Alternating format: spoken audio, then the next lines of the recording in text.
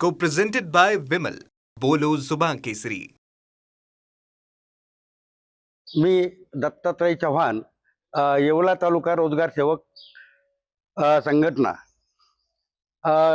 आम्ही 2007 पासून रोजगार सेवक म्हणून काम करीत आहोत आणि आतापर्यंत अल्पशा मानधनावर रोजगार सेवक हे काम करीत आहेत.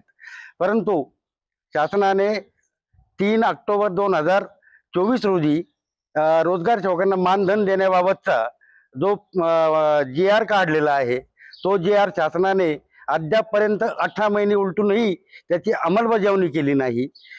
याबाबत रोजगार सेवकामध्ये राज्यभर संतापाची लाट पसरलेली असून त्यांना लवकरात लवकर शासनाने न्याय द्यावा.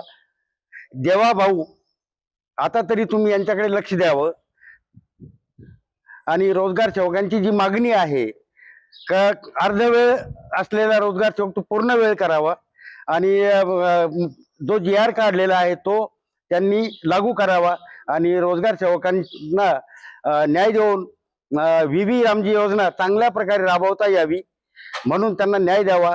आणि जे मजूर आहेत, मजूरही आज उपाशी आहेत.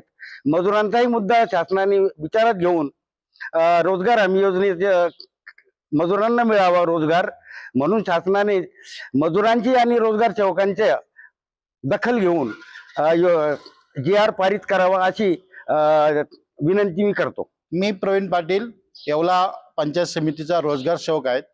गेल्या 1 तारखेपासून आम्ही पूर्ण राज्यभर जो आंदोलन करत आहोत.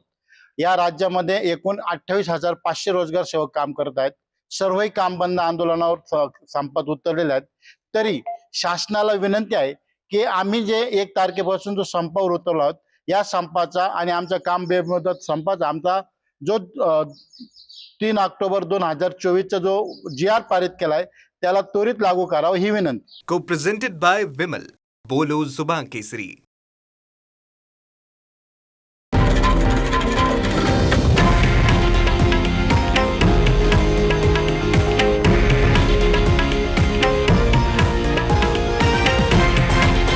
हे आहे देशातील नंबर 1 न्यूज नेटवर्क आणि आपण पाहत आहात TV9 मराठी, एकमेव.